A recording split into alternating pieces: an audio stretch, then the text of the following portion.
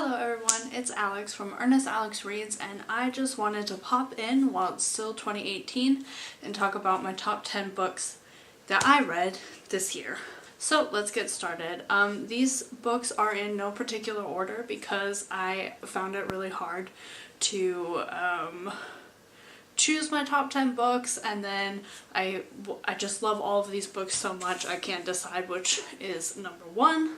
I'm going to start off with Radio Silence by Alice Oseman. I fell in love with this book when I read it. I read all three of her novels right after each other, and I just absolutely loved Radio Silence. I just love this book and how the plot focused on friendship and creativity and that stressful time where you're trying to figure out what you're going to do, go to university, or all of those real grown-up questions. And yeah, I just was so happy that I read this book and it came to me at the perfect time, and yeah, love it.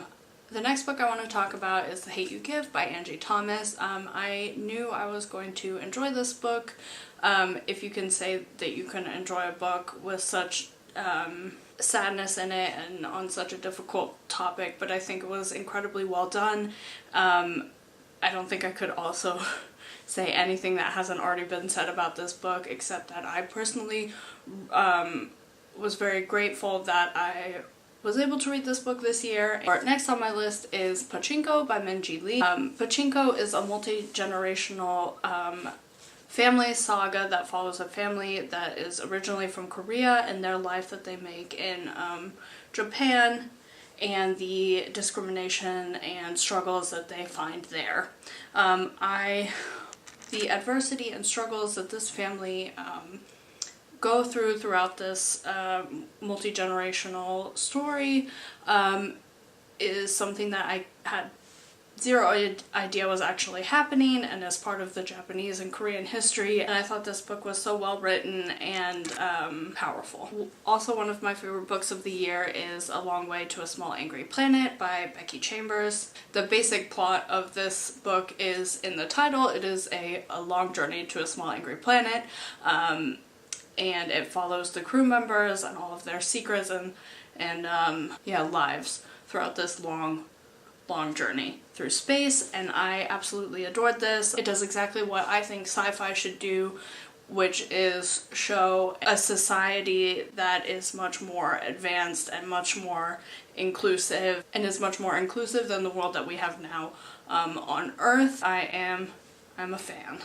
The next book I wanted to talk about is Homefire by Camilla Shamsi. I read this when I was reading the Women's Prize shortlist for 2018, and I thought it was my favorite book of the shortlist, even though it's another one where the subject matter is so painful and current that I don't know if I feel comfortable saying that I enjoyed it, because it wasn't like a fun, happy read. It was very impactful and powerful, and this book deals with the Muslim experience in the UK and brings up a lot of questions about our society and current events, and I thought it was amazingly well written, and yeah, as I said, it impacted me and made me think, which I think is good in a book. So that's why it's on my top 10 list. Next, I wanted to talk about Little Fires Everywhere by Celeste Ng. This was the first book I read in 2018, and it has been on my top 10 list ever since. So it says something about how good I thought this book was. This book explores different types of family and society and expectations, and I thought it was just, as I keep saying in this video, beautifully written and impactful, and makes you think, and yeah, I'm happy I picked this book up on January 1st, 2018, and have loved it ever since. Also, one of my top 10 books of 2018 is An Absolutely Remarkable Thing by Hank Green. I thought it was absolutely, I thought it was amazing. I absolutely loved April May, the protagonist.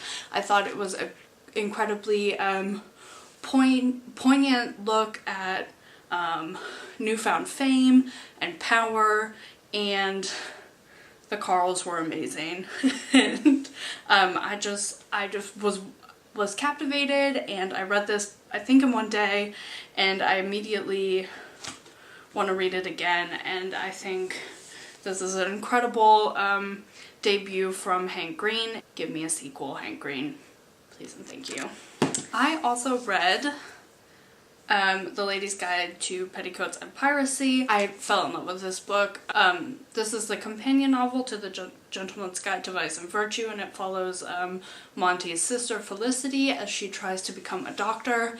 And man, this hit me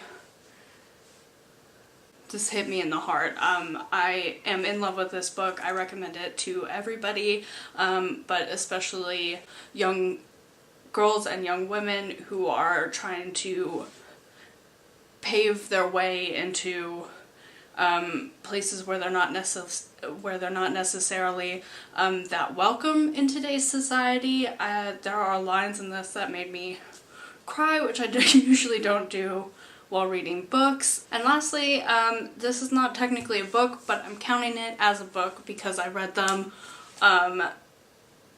within the span of 4 days, I think. I flew through this series and I'm counting it as one thing. And so the last place in my top 10 list is for the Seven Realms series by Cinda Williams-Chima. I think this is an amazing political fantasy that this hits everything that I want in a fantasy novel, which is basically lots of politics, lots of intrigue, and a well fleshed out world surrounding the main characters, and that's what the Seven Realms did. It has everything that I wanted, and I love it very much. So I'm counting it as one book, and I'm allowed because it's my opinion. All of these books are my new favorite book, basically, and I'm so happy that I found all of these books in 2018. I had an amazing reading year. Thank you so much for watching, and I hope you had an amazing reading year, and yeah, thank you for watching. Bye!